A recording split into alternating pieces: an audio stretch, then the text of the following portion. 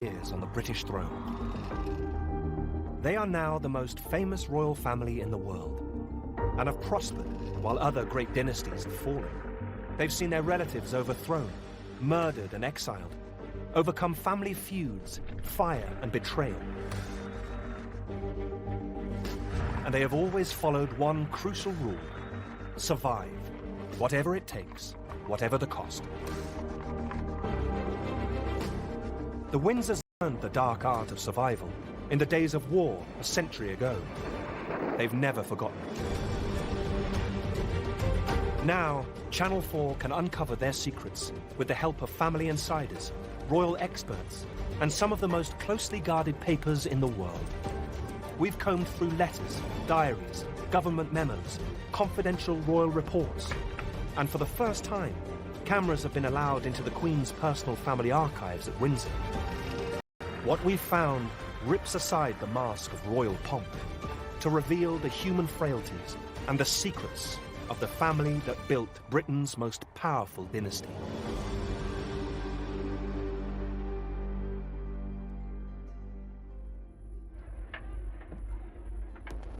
On the morning of the 13th of June 1917, 14 bombers took off from a base in German-occupied Belgium.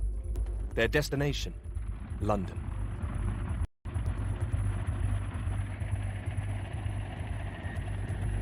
By mid-morning, they were over the East End. The children of Upper North Street School in Poplar were just starting a maths class. I was on my 5th sum, and this plane was coming over. So the teacher saw everybody's eyes lit up and said, "That's one of ours." I'm still thinking this as I finish my sum. Somehow I managed to climb out, and as I went out the classroom door, I stepped over a little boy who was dead.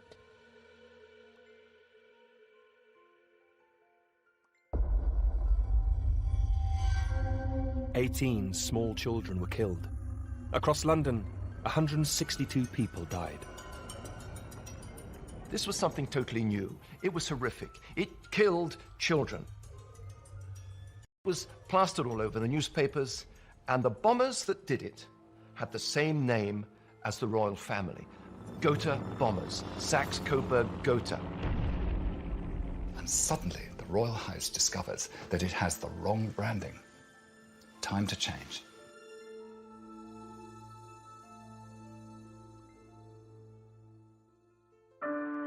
In August 1914, the monarch was 49-year-old King George V. George V had none of the qualities you'd expect or want in a war leader. He was a very cautious, conservative character, blinkered, very much of his class. His official biographer complained that for 20 years of his life, before he became king, he seemed to do nothing except shoot pheasant and stick stamps into his stamp album. Dull, plodding, unimaginative, George was not a man to inspire sacrifice. The writer H.G. Wells famously described George's court as alien and uninspiring. King George V reacted to that. He said, "I may be uninspiring, but I'm damned if I'm alien." The problem for the king was that he was alien. People forget that the Windsors were originally a German family.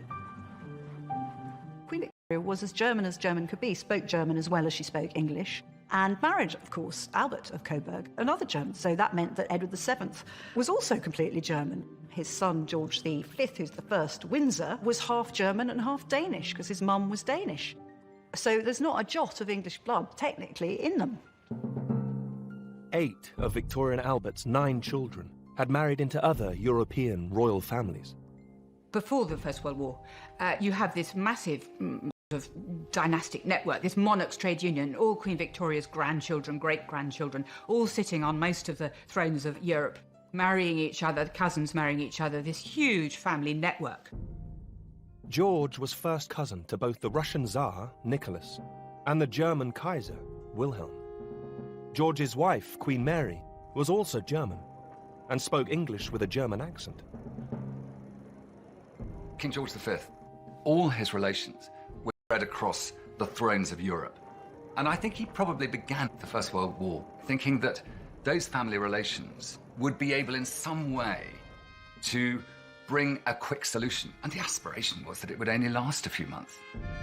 The king still saw himself as part of an international brotherhood of monarchs, but he had misjudged the public mood. The outbreak of war sparked anti-German rioting. My grandfather came from Württemberg, which is in southwest Germany. He managed to open a shop in South Shields. His name was Seitz, which is demonstrably not English, and so that was up above the shop. It was very, very prominent, and so it became a target. There were so many people gathered in the market square, throwing bricks and what have you.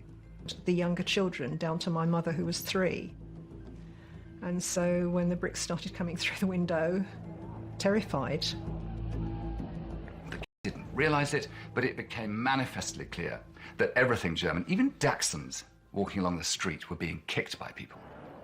Anything that had a link to the dreaded and hated Germany was anathema. The most obvious link to Germany was the royal family itself.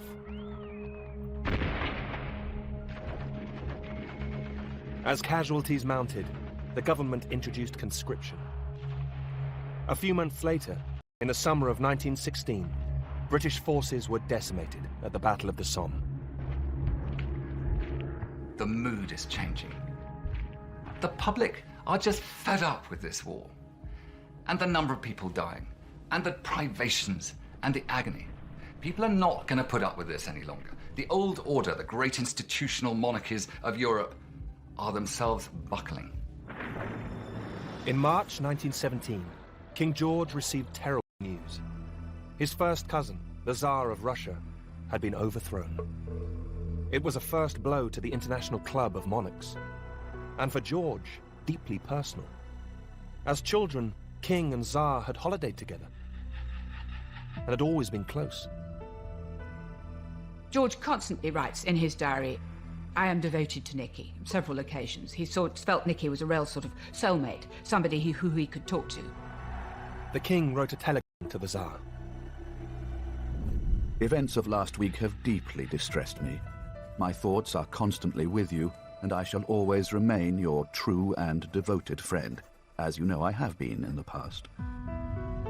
But the fall of the Tsar presented the king with a dilemma. Here are Nick and George, Emperor and Tsar, who look like twins here. Olga Romanov is the Tsar's great niece. They're wearing each other's uniform. Some tourist asked me if it was swapsies, and I said, no, not swapsies. Nicholas, here, is wearing the uniform of the Scots Greys, who he was Colonel-in-Chief to. Princess Olga lives in Kent. A century on, she still finds it difficult to speak about the events of 1917. I don't think the Tsar had much inkling of stuff because he was so wrapped up in his sick child and his wife, who he absolutely adored. My grandfather had been one of Nicholas's advisors, and I think if he'd taken my grandfather's advice, it's possible disaster would have, not happened, sorry. The new Russian government was democratic, hanging by a thread. The Russian government asked the British ambassador if the Romanovs could be given asylum in Britain. The British ambassador goes back to the British government, of whom Lloyd George is the leader at this point, and says, what should we do? What shall I say? I feel that we ought to say yes. And Lloyd George initially says, yes, I don't think we can refuse. At this point, an extraordinary sequence of events unfolded. Events that would remain secret for more than 50 years.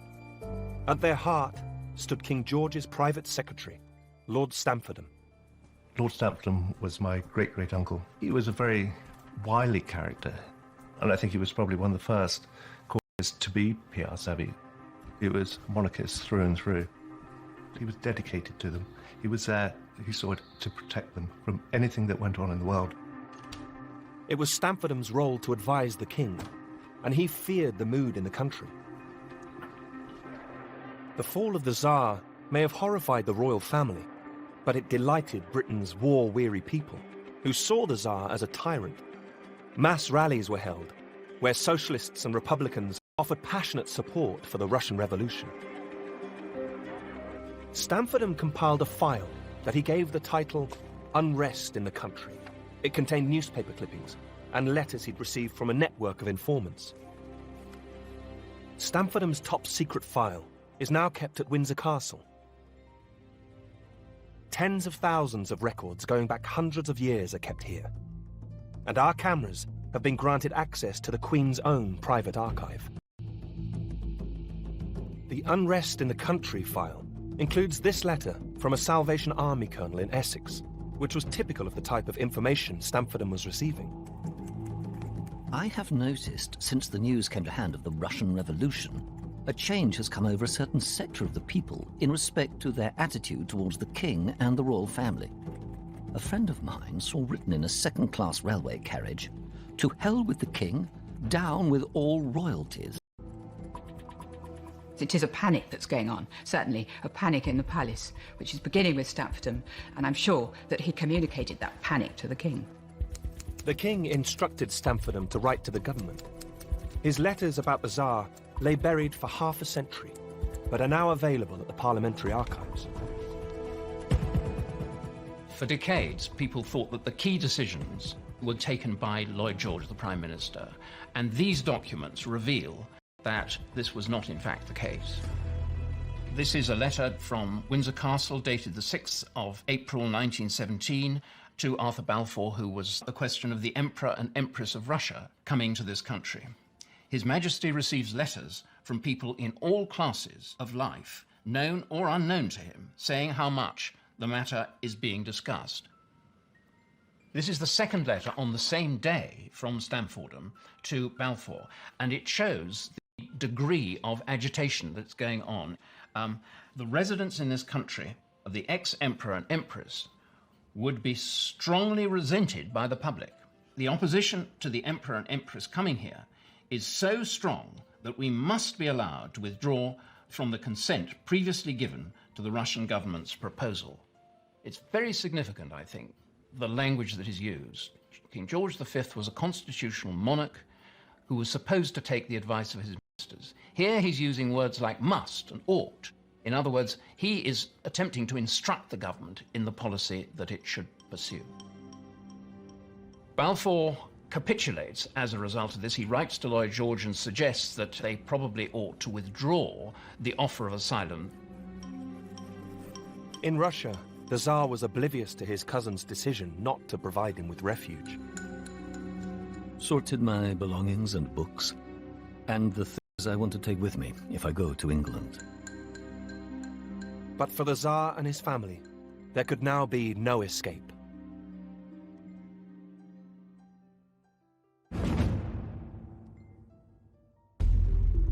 In March 1917, the Russian Tsar was overthrown. An initial offer of asylum was secretly withdrawn by King George V, anxious about anti-royalist feelings in Britain.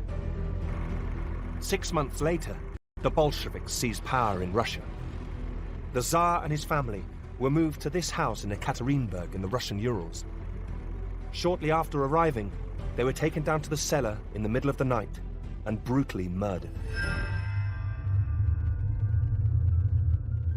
George consigned the house of Romanov to history and his cousin Nicky to the firing squad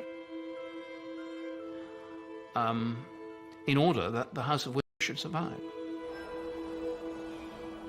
I think this decision to refuse asylum is characteristic, certainly, of the British royal family, which is a pragmatic, realistic, but a certain ruthlessness. When their survival is at stake, they will make the decision that ensures they survive. King George did eventually allow the Tsar's sister, Xenia, to come to England. She was rescued by a British battleship with her son, Prince Andrei, who was Princess Olga's father, George, in the death of the Tsar. My father never, ever said that it was George's fault. He always thought it was the Prime Minister, but apparently it wasn't the Prime Minister's fault at all. It was all George's fault. I'm very glad my father died before the letter was found, because he would have been really upset.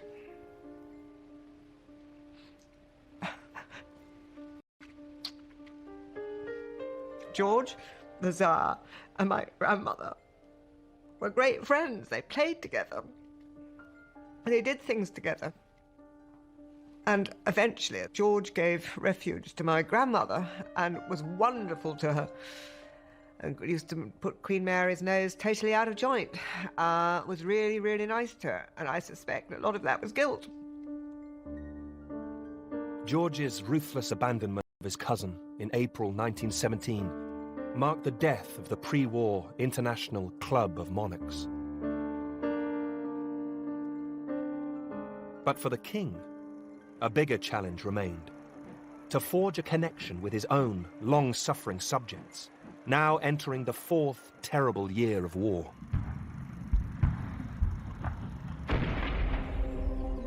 Once more, it was his private secretary, Lord Stamfordham, who took the initiative.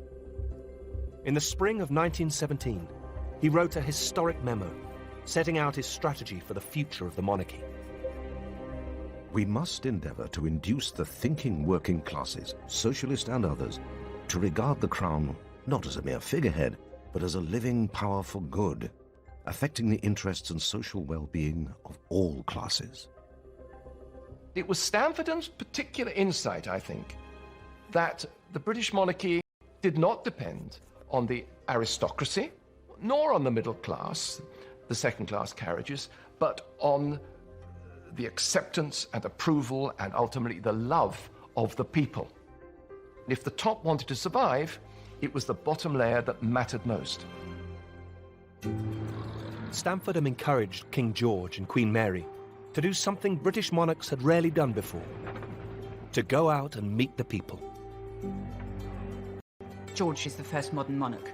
The first monarch who is prepared to not just go around in a big car waving at people, but to get out of the car and visit factories, go into people's homes, go down even coal mines, talk to people, get out there, be seen. This is a completely different notion of monarchy. It's a total change. Stamfordham ensured that it was not just the King and Queen who appeared in the newsreels, but also the Prince of Wales, Edward VIII, was serving as a staff officer and emerging as a major asset in Stamfordham's rebranding of the monarchy. Well, David was the David Beckham of his day. He was a megastar of his day. He was the most popular bachelor of his day. Everybody wanted to be seen with him or dance with him. One can only use the term, corny though it is, charisma to attach to him. I mean, he was like Princess Di. He glowed, he glittered. The prince was angry because he was kept away from the front line, but he played a key role in boosting morale. The king's second son, Bertie, was also doing his bit in the navy. But Bertie, the father of the present queen, was a completely different personality. He had knocked knees, he had his legs in splints, he had a terrible stammer which inhibited him, and he was not helped by the fact that his father was utterly unsympathetic towards this. And when Bertie was trying to say something with great difficulty, he would say, "Get it out, get it out." It's not just a question of stuttering, it's a question of these awful panic attacks sort of completely gripping him and making it really difficult for him to appear in public. Suffering from a chronic but undiagnosed stomach ulcer, Bertie would spend much of the war convalescing with his parents. Fortunately, his big brother generated enough attention for both of them. But as the Prince of Wales and his parents worked to forge a new bond with the British people, a major obstacle remained: the family's German name. Who is the king? Who is this man I'm fighting for in the cold, in the misery, in the fear of every day of the Western Front? Well, he is King George V, and he is your sovereign. Hang on, but he's called Saxe-Coburg-Gotha. Saxe-Coburg-Gotha was the name given to the royal family by Queen Victoria's German husband, Prince Albert. The king knew what had happened to other Germans in Britain. It must have been an intensely worrying time for the family. Is this going to happen to me? It's happened to those German immigrants out there in our country. After all we've done, for all the length of time that we've been here, do they still see us as German? Will they chuck us out, perhaps? In the wake of the Russian Revolution, Lord Stamfordham was finally instructed to come up with a British name for the British royal family. Papers at the Royal Archives reveal him rummaging through the history books, feeding possible names to the King and the Prime Minister. The King bars Plantagenet and does not care about Tudor. Tudor Stuart has been suggested. Mr. Asquith advised against Tudor with its recollections of Henry VIII and Bloody Mary, and the last driven from the throne. He does not like Fitzroy, and Guelph. That is too foreign and is not at all liked by their majesties, who also do not approve of Fitzroy and its bastard significance. Royal history was proving a minefield. Stamfordham was at his wit's end. It is disastrous. The King is all for a prompt settlement. It was at this moment, on the 13th of June 1917, that London was raided by the Gotha bombers. It was a cataclysmic moment. Just imagine bombs falling from the air. We're used to it as an expression of warfare. This was something totally new. It was horrific. Now it went beyond degermanizing, went beyond cutting off from the Club of Monarchs. It was a question about the very identity and name of the dynasty. It could not be Gotha any longer. That same day, Stamfordham finally struck inspiration. The answer, he realized, lay in the very place he was working. I hope we have now discovered a name which may appeal to you, and that is that Queen Victoria shall be regarded as having founded the House of Windsor. Windsor is a brilliant idea, a fantastic piece of branding. It symbolises safeness, coziness, those lovely luscious green rolling landscapes, tea, cakes. It at once says exactly what George wants the British royal family to be. At Windsor Castle, the Royal Archives contain a letter from the same Salvation Army colonel who'd written earlier warning of anti-royalist feelings. Now he praised the King and Queen. Their strong efforts to remove in every possible way the German influence and power from the court will have its fruit in the abiding and affectionate loyalty of their devoted subjects. This is the beginning of the idea of the monarchy, the Windsor family, as being quintessentially British, which allows it to identify with British nationalism, to become the visible figurehead, embodiment of the British nation. Stamfordham received a letter of congratulation from the former Prime Minister, Lord Rosebery. Do you realize that you have christened a dynasty? There are few people in the world who have done this. None, I think. It is really something to be historically proud of. I admire and envy you. On the 11th of November, 1918, huge crowds celebrated the end of the war. Britain and its empire had lost close to 1 million men. Across Europe, no less than 9 monarchs had lost their thrones. But in London, the King and Queen were cheered to the echo. The House of Windsor was forged in war, but it grew out of a national crisis, threatening national survival, when the nation was saved by the people. A new monarchy had emerged, adapted to the democratic age, one in which King George's dullness had become a virtue. In his ordinariness, there was a humility. He wasn't a leader. He was, in many senses, a follower. And so, this essential humility that George V had proved to be the reason why his monarchy emerged from the war intact, and the grand imperial monarchies of Russia and Germany and Austria fell by the wayside. For dull, plodding George V, humility came naturally. But would it come so easily to his sons?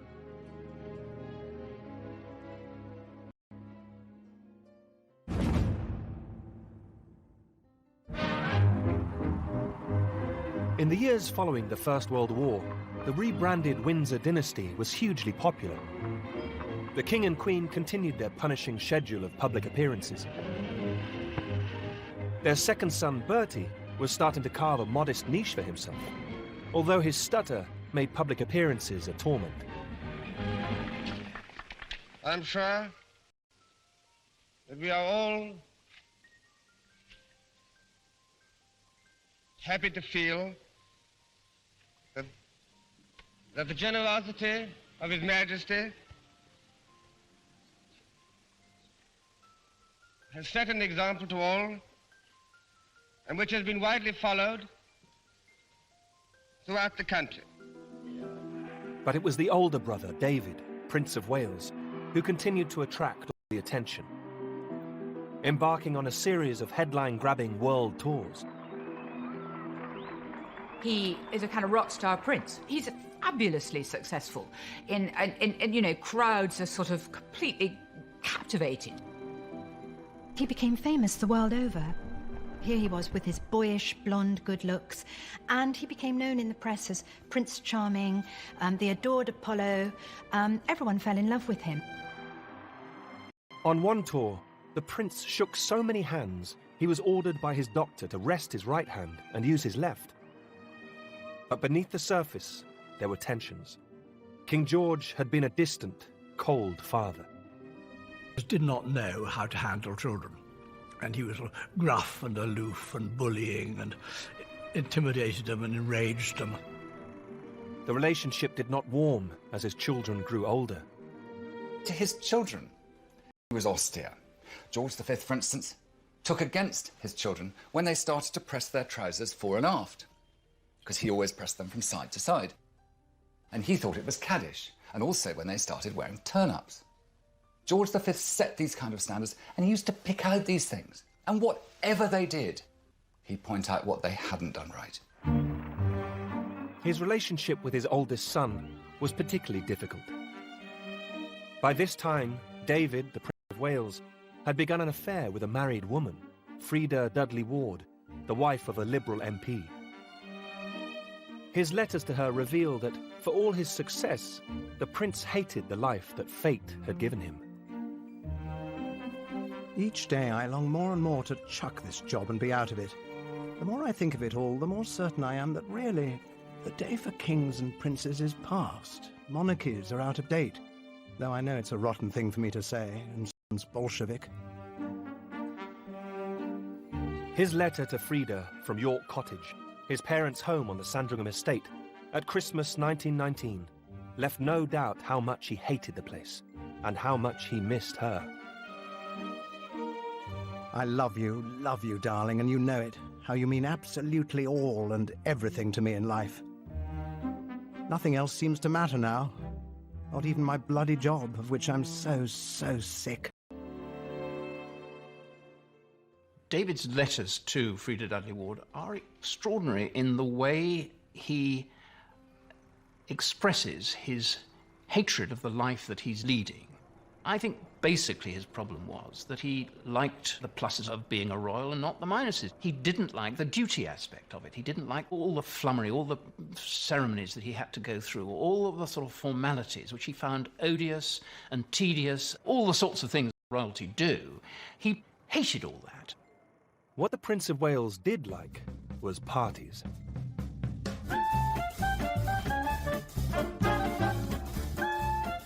Like many young men returning from the war, he was captivated by the new jazz age. His parents disapproved, particularly since he appeared to be leading younger brother Bertie, the present Queen's father, astray. Bertie, in his early 20s, spends a lot of time with David and does become involved with this very attractive Australian married woman, Sheila Loughborough, apparently the original Sheila, who's part of this very... Freda's best friend. She was brought in to match up with Bertie so that the two brothers could go together and not seem to be a duos with two married women. Like Freda, Sheila was a glamorous society beauty, and, like Freda, she was trapped in an unhappy marriage. She and Bertie soon began an affair, and the four were inseparable, as David commented crudely in a letter to Freda. What marvellous fun we four do have, don't we, Angel? And fuck the rest of the world. In the summer of 1919, David and Bertie spent a golfing weekend with Sheila and her alcoholic husband, Lord Loughborough.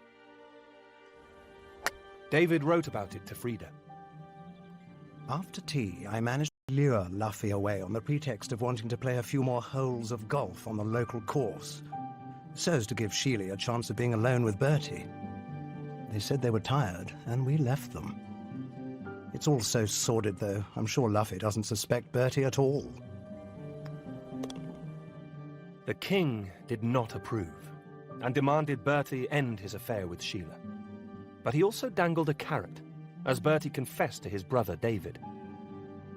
He's going to make me Duke of York on his birthday, provided that he hears nothing more about Sheila and me. And of course, George V had been made Duke of York by Queen Victoria, so it was a very special thing for Prince Albert, as he then was, to be made Duke of York by his father. David was furious, as he wrote to Frida. Christ, how I loathe and despise my bloody family, as Bertie has written me 3 long, sad letters in which he tells me he's getting it in the neck about his friendship with poor little Sheila. But Bertie caved in. In the spring of 1920, he ended his relationship with Sheila. Bertie was very different to his brother. He was a shy young man, but he always would put duty above love, and he acquiesced to his father's demands to be the Duke of York, provided he never speak of the Australian again. The king wrote to his second son to thank him. The letter, in the king's own hand, is in the Royal Archives and has never before been shown on television. I know that you have behaved very well in a difficult situation for a young man, and that you have done what I asked you to do. I feel that this splendid old title will be safe in your hands, and that you will never do anything which could in any way tarnish it. The king's oldest son was determined he would not be dictated to in the same way, as he wrote to Frida. If H.M. thinks he's going to alter me by insulting you, he's making just about the biggest make me despise him and put me completely against him, and I'll never forgive him. God damn him. David and Frida would continue their scandalous affair for more than a decade. Bertie, by contrast, was about to start pursuing a girl who perfectly fulfilled all of his father's expectations.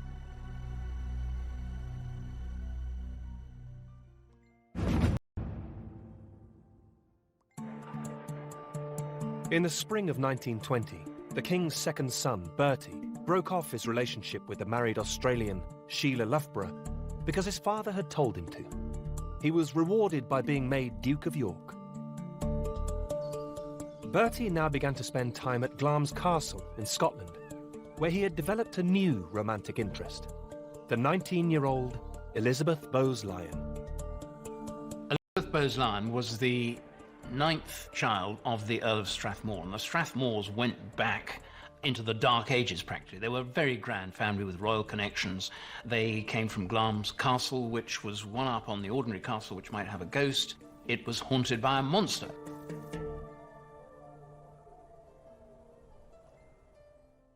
Elizabeth Bowes-Lyon is an incredibly attractive, kind of magnetic young woman. And she has so many admirers. And you get this sense of her as being the sun, and all these people revolving around her. Everybody was in love with Elizabeth Bowes-Lyon. Bertie is immediately captivated. The convention that princes could only marry royalty had been removed at the same time the family name was changed to Windsor in 1917. For the first time, David and Bertie no longer had to fish in the tiny pond of Protestant, normally German princesses, women like their mother. You had a huge new pool of what one might call talent available for the royals. Elizabeth was perfect. She was delightful to look at. She appealed terrifically to the royals. The only problem was that, initially, she wasn't interested in the shy, stuttering Bertie. Her letters to friends at this time are still held in the Glamis archive. P.S. Prince Albert is coming to stay here on Saturday. Ghastly. But photos that are kept at Glamis reveal a slowly warming relationship. Bertie was enchanted by a home atmosphere entirely different from his own. Glamis is a sort of paradise of party games, hide and seek in this huge haunted castle. Lots of loud gramophone music, lots of dancing, lots of Balmoral. Elizabeth's attitude to the prince was also changing, as her letters reveal. Prince Albert was very nice and very much improved in every way. But Elizabeth remained wary of entering the royal clan. She saw it as a kind of gilded cage, which of course it was, and she wasn't sure really whether she could cope with Bertie with all his difficulties.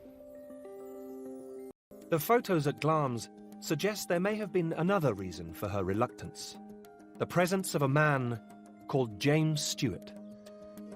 There are these constant references and photographs of them being together, and statements from different people who were close to her that they were in a romantic relationship. James Stewart was the youngest son of a neighbouring aristocrat, and also equerry, or gentleman-in-waiting, Prince Albert. He joined the army when he was 17. He got 2 military crosses. He was clearly brave. He was clearly very attractive to women, very handsome. In 1921, out of the blue, Stewart was suddenly offered a lucrative job in the oil fields of America. He was offered this job through an eminent courtier of King George V's court. It's pretty clear that there was some way in which he was spirited away, that there was a conspiracy between his mother, the Countess of Murray, her mother, the Countess of Strathmore, and Prince Albert's mother, Queen Mary. So you have the whole weight of the crown and the royal family behind this. I would suspect that my great-grandmother, his mother, who was apparently a wise woman, would have wanted to protect him and would have seen that he was better out of the way. Stewart took the job, hoping to make his fortune and return to marry the girl he loved. Prince Albert now moved in on Elizabeth. But she remained torn and uncertain. At times of emotional stress, the future Queen Mother hid her feelings by writing backwards in her diary. I am most perplexed. I'm thinking too much. I wish I knew. Twice the prince proposed. Twice he was rejected. Only on the third occasion did Elizabeth finally accept him, as she wrote to a friend. I must tell you, I am going to marry Prince Bertie. I do hope you like him. I feel terrified now I've done it. In fact, no one is more surprised than me. It's in the papers that she's engaged to his old boss, Prince Albert. Clearly, my grandfather started as a favourite and a front-runner and ended up as a kind of also-ran, and then felt very bitter. You know, it's like he was the casualty, in a way, in this. Bertie and Elizabeth were married at Westminster Abbey on the 26th of April, 1923. If you look at their letters, it's very plain that they were in love with each other. I think that what she particularly liked about him was not just that he was rather informal, easygoing, but also that he was vulnerable. And his vulnerability, and I think probably was something she found attractive, and she felt that she could help him, and she most certainly did help him. The couple quickly had 2 daughters, and Elizabeth would prove the perfect partner for the prince. It transformed his life. In his eyes, she was the most wonderful woman in the world, and his home life became his anchor. Bertie had settled down and finally won his father's approval. You have always been so sensible and easy to work with, and you have always been so ready to listen to any advice and to agree with my opinions about people and things, that I feel we have always got on very well together. Very different to dear David. Dear David, the Prince of Wales, continued to be bored and frustrated with royal life. I'm so heartily sick of being cheered and yelled and shrieked at. It almost hurts sometimes. I suppose the fact of the matter is that I'm quite the wrong person to be Prince of Wales. David was rebellious. He felt constrained by being an heir to the throne, didn't particularly like it, and was determined to go his own way. In 1934, the prince turned 40, still unmarried. The clock was now ticking. The elderly king was in despair, as he confided to his Prime Minister, Stanley Baldwin. After I am dead, the boy will ruin himself within 12 months. The following year, huge crowds turned out to cheer the king on his silver jubilee. In his Christmas broadcast that year, George chose to focus on the bond he shared with his people. The year that is passing has been to me most memorable. It called forth a spontaneous offering of loyalty, and I may say of love. It is this personal link between me and my people which I value more than I can say. Just 4 weeks later, he was dead. King George had created a new style of monarchy, one based on sacrifice and duty. Now the crown passed to a very different personality, his 41-year-old son, who would reign as King Edward VIII. Overwhelmed, the new king wept uncontrollably on his mother's shoulder when told of his father's death.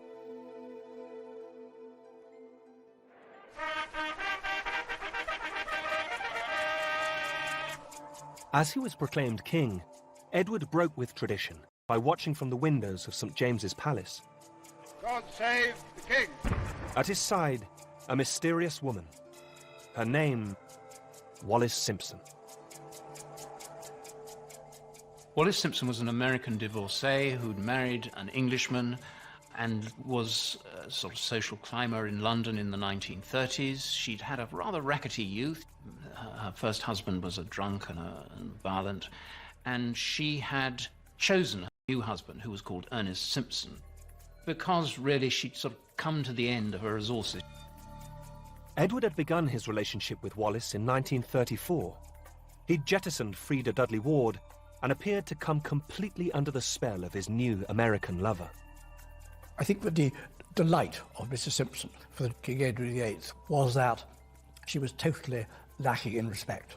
She had no deference whatsoever, and she treated him like dirt, and he loved to be treated like dirt. I'm sure there was a strong sexual element in it. Mrs. Simpson was the dominatrix to beat all dominatrixes. She was a tough cookie, and you could see her wielding the whip without any trouble at all. And on one occasion, he asked for a light for his cigarette, and she made him beg for it like a dog. The new king's private secretary, Alec Harding, was horrified by the relationship, as was his wife. My grandmother detested Mrs. Simpson. Didn't like her at all. She thought she was vulgar and pushy. And this sounds snobbish. In fact, it was snobbish. But I think Mrs. Simpson got on better with men than with women, and there was a certain kind of upper-class English woman who she was always going to rub up the wrong way.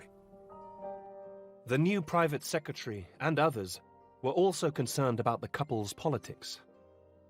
I don't think Edward VIII was a fascist, but he was attracted to fascism because it was fashionable. It was known at the time as Savile Row fascism. Hitler seemed to have solved the main problem of the... and he had done this by sacrificing German rights, no doubt, and the business about the Jews was no doubt very unpleasant, but still he was showing what a strong autocracy could achieve. Decades on from when his father had cut the royal family's German links, Edward appeared to want to restore them. Some of the guests he and Wallis invited to their home at Fort Belvedere near Windsor were the despair of the king's private secretary and his wife. My grandmother certainly implied to me that they thought that some of the people visiting Fort Belvedere were potentially a security risk, essentially. She told me that state papers that went to the king came back with the stains from the bottoms of wine glasses on them, and that Edward VIII's guests might just have seen them. In August 1936, 7 months into his reign, the king and his mistress set off on a cruise of the Mediterranean.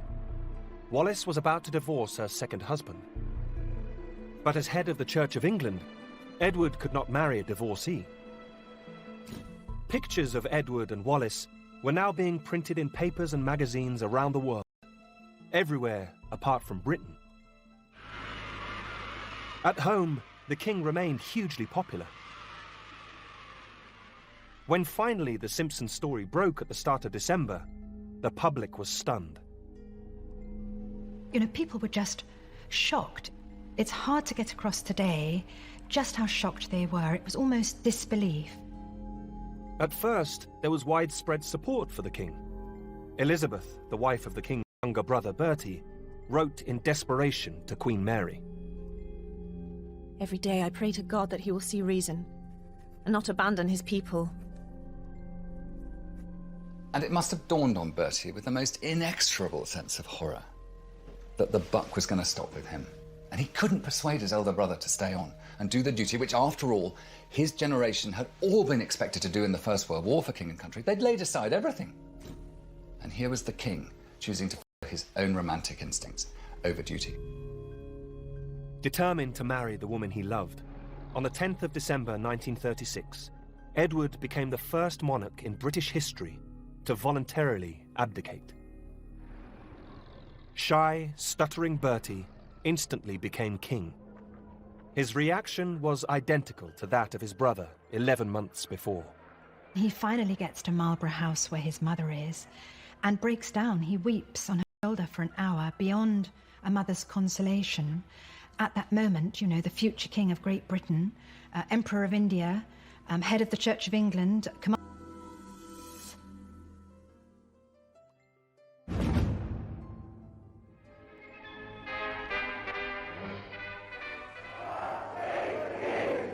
On the 12th of May, 1937, Edward VIII's younger brother, Bertie, was crowned king.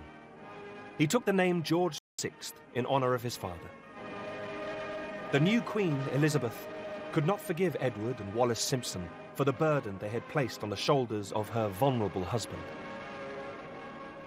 She realized that now it would be duty all the way, and she was uneasy about her husband's capacity for fulfilling the role. She was very unforgiving. She was steely to beat the band. Cecil Beaton described her as a marshmallow made on a welding machine. She was really tough. The Duke and Duchess of Windsor, as they now became, were married in France in June 1937. At Queen Elizabeth's insistence, Wallis was denied the HRH title or any of the trappings of royalty. I think he had visualized himself as coming back to Britain as a kind of subsidiary prince and enjoying the kind of life, privilege and no responsibility that he'd enjoyed as Prince of Wales. But of course George VI couldn't countenance this at all. He was constantly looking over his shoulder to somebody who was much brighter and smarter and more alluring and had more charisma than he did, and so the Duke of Windsor had to live abroad. King George knew that if his brother chose to, he could easily become a dangerous alternative focus of loyalty. And the king's worst fears were about to be realized. Berlin. A huge crowd greeted the Duke and Duchess of Windsor, and they were specially welcomed by Dr. Lai, the Reichsorganisation manager. In October 1937, less than a year after the abdication, Edward and Wallis toured Nazi Germany. Pathé catches the moment. There he is, with Wallis at his side, turning up in Berlin, surrounded by a crush of 2,000 people, who all longing to catch a glimpse of the fairy tale, you know, the man who's given up his throne for love. He was feted by the Nazi leadership. There were smiles and handshakes all round, even the occasional Nazi salute. And of course what he wanted to do was fashion a role for himself on the international stage and give Wallis a taste of what it would be like being feted like a queen. He did this, I think, to bring himself back into the limelight. And I think it bespeaks a sheer sort of naivety, ignorance, stupidity on his part that he didn't see what a monster Hitler was. Britain was at war with Germany. King George now feared the rift in the royal family might be exploited by the Nazis and could threaten the very survival, not just of his dynasty, but of his country. The records in the Royal Archives do shed a real light on the degree to which the king saw his elder brother as an increasing liability. For instance, in his diary, when the war breaks out and he has a meeting with the Chief of the General Staff, of General Ironside, and General Ironside is asking the king, "Can I trust your brother?" And the king says no, effectively. 8 months later, France fell. Edward and his wife were ordered to return to London. Instead, they fled to neutral Portugal. Shortly afterwards, the government in London received an extraordinary document. A document only recently discovered at the National Archive in Kew, and shown now for the first time on British television. So this is a letter to Alexander Cadogan, who was an undersecretary at the Foreign Office, and it's British intelligence, actually from a source in Prague, the 7th of July, 1940, and it says on it PM to C. We know the Prime Minister saw it that day, and the King pretty shortly afterwards. And it says, Germans expect assistance from Duke and Duchess of Windsor, latter desiring at any price to become Queen. Germans have been negotiating with her since June the 27th. Status quo in England except undertaking to form anti-Russian alliance. Germans propose to form opposition government under Duke of Windsor, having first changed public opinion by propaganda. Germans think King George will abdicate during the attack on London. You can imagine what this was like for the nervous king. Reading this, the ex-king appeared to be negotiating with the Germans. Whatever the Duke's actual intentions were will never be known. He agreed shortly afterwards to become governor of the Bahamas, where strict instructions were issued that women should not curtsy to the Duchess. The couple had effectively been banished. I very much doubt that the British government has it in mind, at the present, that my official activities should extend beyond the confines of the Bahama Islands. The Duke always denied he had contemplated treachery in that fateful summer of 1940. But he and Wallis Simpson would remain royal pariahs for the rest of their lives. In Britain, meanwhile, King George went from Palace itself was bombed, and the King's refusal to leave London made him a popular symbol of resistance. Royal standard waves above for everyone to see. The King is with his people, 'cause that's where he wants to be. He proved to be a steady and reliable focus for a nation that had to fight back on its own in 1940 to make sure that Germany was defeated. Like Mr. Jones and Mr. Brown, the King is still in London town. At the end of the war, King George stood on the balcony at Buckingham Palace, just as his father had, 27 years before. It was like the quintessential moment of victory, and the king had done it, you know. All the doubts about the monarchy at the time of the abdication were dispelled. The Windsor dynasty and the new model of popular monarchy had been tested in the fire of war twice and come through. It had been threatened by the rise of democracy and the danger of revolution, and had come through. And when threatened by internal division, it had been ruthless in cutting out the weak link. The Windsors present themselves to the world as an amiable constitutional monarchy. But I think their main duty is to ensure their own survival, and nothing has got to be allowed to endanger that. Duty and sacrifice were the foundation of the new Windsor dynasty. There could be no place for personal passions or desires. It was a heavy burden to lay on the next generation. Next time, using unseen footage, a lovesick princess and an ailing king keep up appearances as a crisis looms at home.